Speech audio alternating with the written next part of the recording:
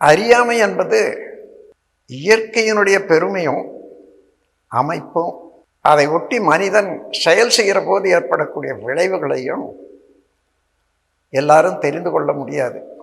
குழந்தை வயதில் உள்ளவர்களுக்கு ஒன்றுமே தெரியாது. உலக அனுபவம் இல்லாதவர்களுக்கும் இந்த விளைவறிந்த விழிப்போடு செயல் செய்ய தெரியாது.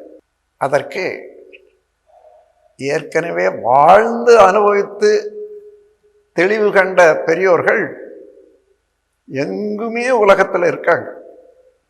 அவர்களுடைய வழியை சொல்லை கேட்டு அவர்கள் வழிபடி நடக்க வேண்டியது மனித குலத்தில் அவசியம்.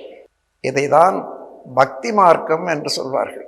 பக்தி மார்க்கம் என்றால் பெரியவர்களை நம்பி அவர்கள் சொற்கேட்டு அதன்படி நடந்து வாழ்வின் பயனை முழுமையாக அனுபவிக்க வேண்டும் என்பதுதான் பக்தி மார்க்கம்.